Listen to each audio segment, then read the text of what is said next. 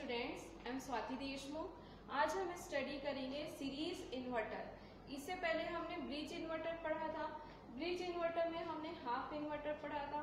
अब connection point of view से inverter तीन टाइप्स के होते हैं, ये हमने स्टडी किया था। Bridge inverter, series inverter and parallel inverter. तो अब हम स्टडी करते हैं सीरीज इन्वर्टर। तो सीरीज इन्वर्टर का सर्किट डायग्राम आपको शो किया गया है। ये आपका सीरीज इन्वर्टर का क्या है, सर्किट डायग्राम है। यहाँ पे हमने दो थाइस्टर यूज किया है, T1 and T2। T1 positive half cycle बनाएगा and T2 negative half cycle. T1 is for positive half cycle and T2 is for negative half cycle. और यहाँ पे हमने क्या यूज किया है, एक इंडक्टेंस और एक कैपेसिटेंस यूज किया है, जिसे हम बोलते हैं commutating element. Commutating element means आपने इससे पहले कम्यूटेशन पढ़ा है। कम्यूटेशन क्या होता है, कंडक्टिंग थाइस्टर को नॉन कंडक्टिंग स्टेट में लाने का प्रोसेस क्या कहलाता है, कम्यूटेशन कहलाता है। तो कम्यूटेशन के लिए हम जो सर्किट यूज करते हैं, जो एलिमेंट यूज करते हैं, वो क्या कहलाता है आपका कम्यूटेशन एलिमेंट या फिर कम्यूटेशन सर्किट। तो यहाँ पे जो कम्यूटेटिंग एलिमेंट है हमारा, वो क्या है, कैपेसिटेंस एंड इंडक्टेंस, इसलिए हम इसको क्या बोलते हैं, कम्यूटेटिंग एलिमेंट। साथ में हमने एक लोड लगाया है, वो लोड क्या है आपका, रेजिस्टिव लोड। क्लियर। तो इसे हम सीरीज इन्वर्टर क्यों बोलते हैं, क्योंकि यहाँ पे जो हमने कम्यूटेटिंग एलिमेंट यूज किया है, that is inductance and capacitance, वो लोड के सीरीज में कनेक्टेड है, इसलिए हम इसको क्या बोलते हैं, series inverter. The commutating element is connected in series with resistive load, that's why it is called series inverter. Clear. अब चलिए हम इसका वर्किंग देखते हैं। इन्वर्टर है, सीरीज इन्वर्टर। इन्वर्टर का काम क्या है, डीसी को एसी में कन्वर्ट करना। हम इनपुट क्या देंगे, डीसी सप्लाई देंगे और आउटपुट में हमें क्या मिलेगा, एसी सप्लाई मिलेगा। तो चलिए इसे हम अब वेव फॉर्म के थ्रू समझने का ट्राई करते हैं। देखिए, सीरीज इन्वर्टर में एक चीज आपको नोट करना है कि हम इस जो कम्यूटेटिंग एलिमेंट है, इंडक्टेंस और कैपेसिटेंस, इस दो की वैल्यू और रेजिस्टेंस, तीनों की वैल्यू ऐसे चूज करेंगे कि हमारा जो सर्किट है वो क्या फॉर्म हो, अंडर डैम्प सर्किट फॉर्म हो। अंडर डैम्प सर्किट,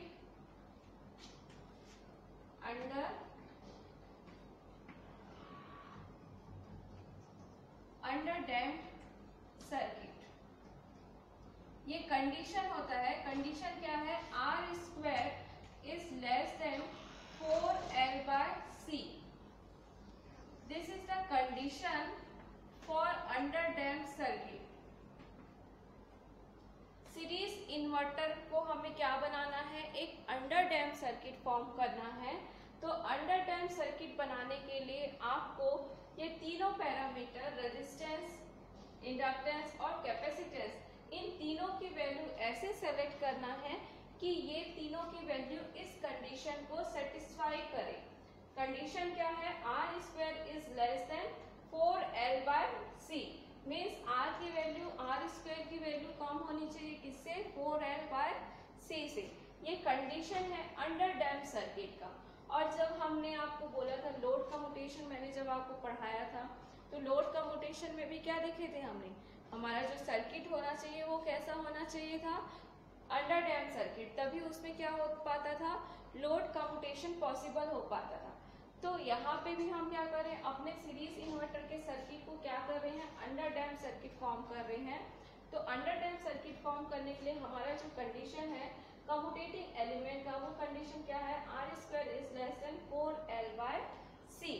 इससे क्या होगा, अंडर डैम्प सर्किट में आपको पता है, अंडर डैम्प सर्किट में क्या होता है, करंट की वैल्यू इनिशियली इंक्रीज होती है, फिर अपने पीक पॉइंट पे जाता है, अपने पीक पॉइंट को अचीव करता है, उसके बाद उसकी वैल्यू क्या हो जाती है, 0 हो जाती है। ये होता है अंडर डैम्प सर्किट में। अंडर डैम्प सर्किट में क्या होता है, आई रिपीट, करंट क्या होता है, इनिशियली इंक्रीज होता है, अपने पीक पॉइंट पे जाता है, उसके बाद क्या हो जाता है, उसकी वैल्यू 0 हो जाती है। ये किस में होता है, अंडर डैम्प सर्किट में होता है।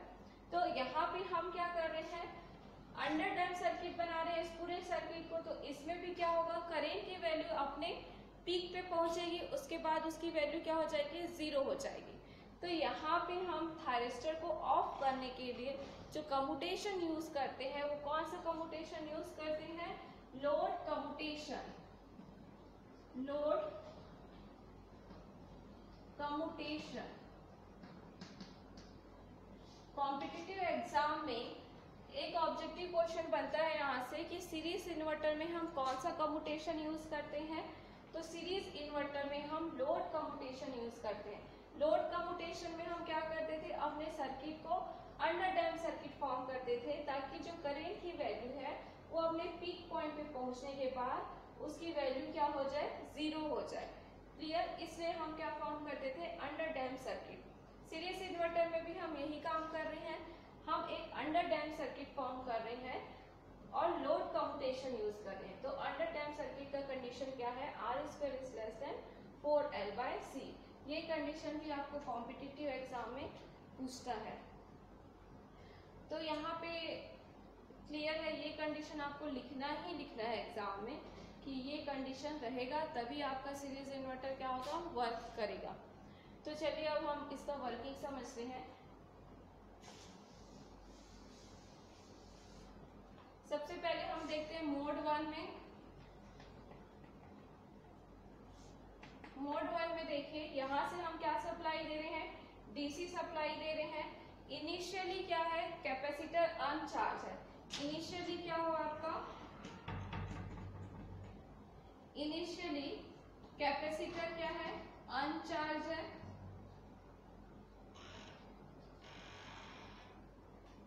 अब जब हम मोड 1 ऑपरेशन करते हैं तो यहाँ पे हमने दो थायरिस्टर यूज किया है, T1 एंड T2। मोड 1 में मैं क्या कर रही हूँ, जो हमारा थायरिस्टर T1 है उसे मैं फायरिंग पल्स प्रोवाइड कर रही हूँ। आप देख सकते हो ये जो वेवफॉर्म है IG1 वो क्या रिप्रेजेंट कर रहा है, T1 को हम जो गेट पल्स दे रहे हैं उसे रिप्रेजेंट कर रहा है IG1। तो यहाँ पे मैं क्या कर रही हूँ, इस पर्टिकुलर पॉइंट पे T1 थायरिस्टर को क्या प्रोवाइड कर रही हूँ, फायरिंग पल्स प्रोवाइड कर रही हूँ। फायरिंग पल्स प्रोवाइड कर रही हूँ तो जैसे ही मैं फायरिंग पल्स प्रोवाइड करूंगी T1 क्या होगा, कंडक्शन स्टेट में आएगा। उस केस में T2 क्या है, रिवर्स बायस, क्योंकि इसे फायरिंग पल्स अभी प्रोवाइड नहीं हुआ है। क्लियर, तो उस केस में T2 कैसे बिहेव करेगा, ऐसा रिवर्स बायस। तो मोड 1 में क्या हो रहा है आपका, T1 ऑन है और T2 क्या है, ऑफ है। और कैपेसिटर जो है वो क्या होगा, इनिशियली वो क्या है, अनचार्ज है। तो जैसे ही मैं मोड 1 में T1 को फायरिंग पल्स दूंगी, मेरा ये जो कैपेसिटर है वो चार्ज होना स्टार्ट होगा। चार्ज होना कैसे स्टार्ट होगा, with left hand plate positive and right hand plate negative. Clear, capacitor initially अनचार्ज है। मोड 1 में मैं जैसे ही T1 को ऑन करूंगी तो क्या होगा, कैपेसिटर चार्ज होना स्टार्ट होगा with left hand plate positive and right hand plate negative. Capacitor क्या होगा, चार्ज होगा। आप वेव फॉर्म में देख सकते हो कि यहाँ पे कैपेसिटर क्या हो रहा है, जैसे T1 को ऑन किया कैपेसिटर क्या हो रहा है, इनिशियली चार्ज हो रहा है। यहाँ पे मोड 1 में वो क्या होगा, चार्ज होगा। अब हमारा आउटपुट कैसे मिलेगा, हमें इस डायरेक्शन में मिल रहा है। हमने साइन भी क्या लिया है, इसी डायरेक्शन में लिया है साइन। तो यहाँ पे हमें क्या मिलेगा, आउटपुट वोल्टेज मिलेगा।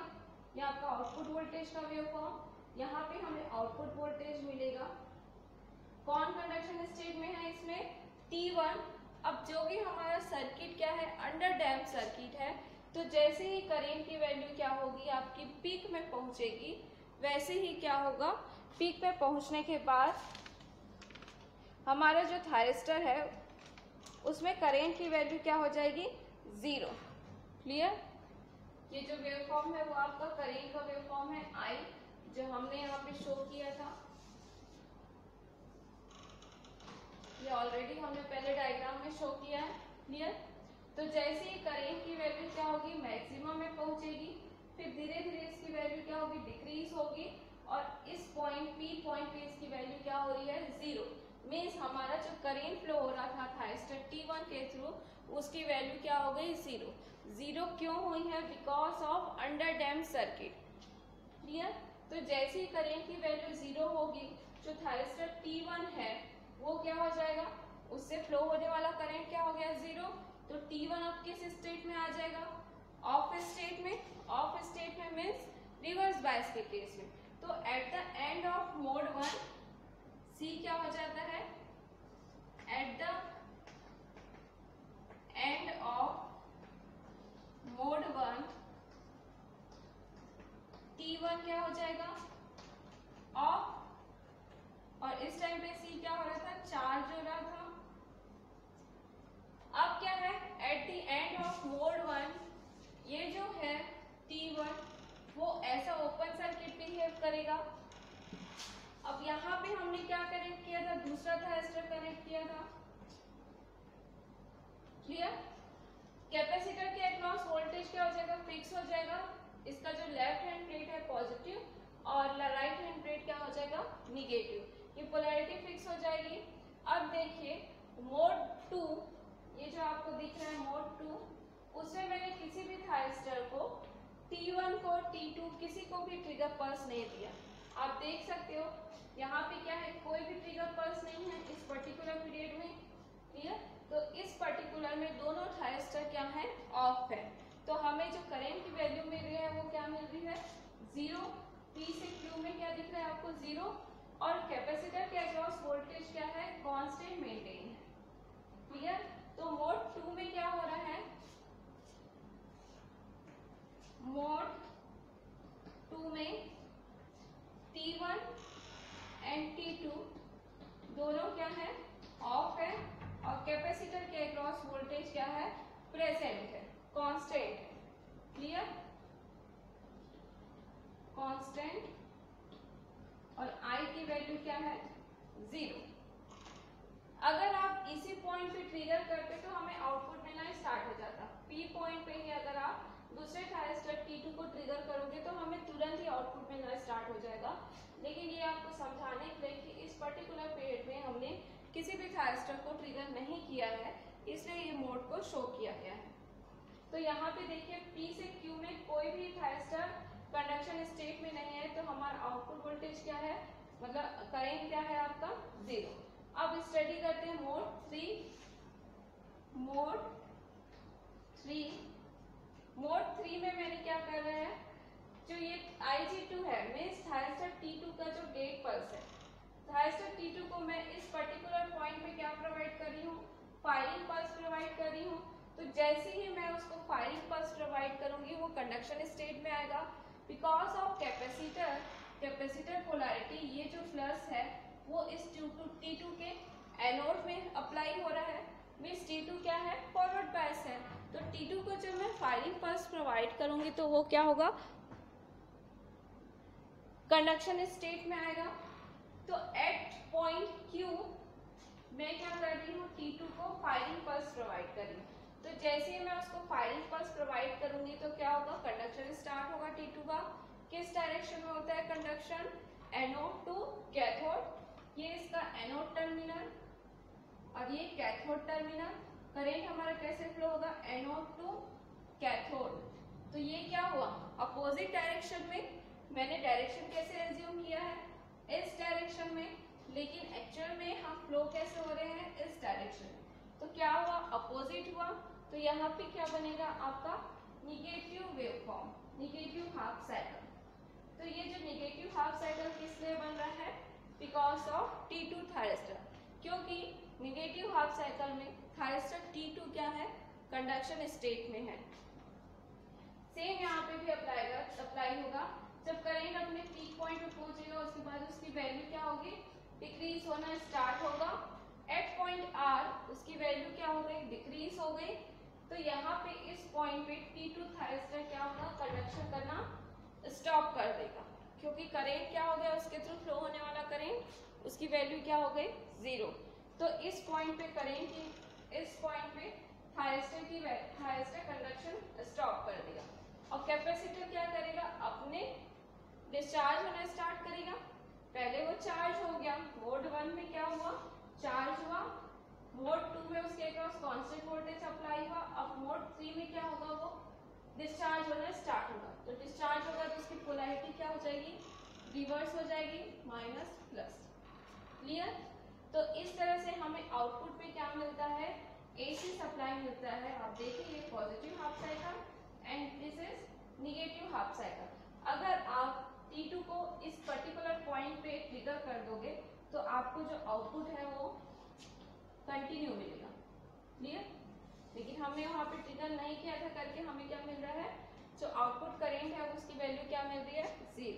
तो मोड 3 में हमने क्या किया है, T1 ऑफ है, T2 को हमने क्या किया है, ऑन किया है।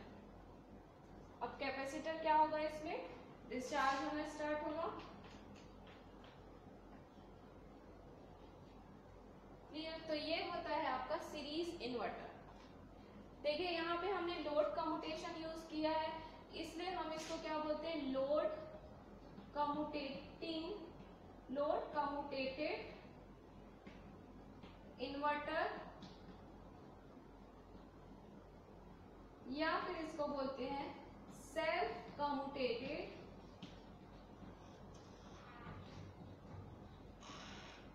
इन्वर्टर। क्लियर।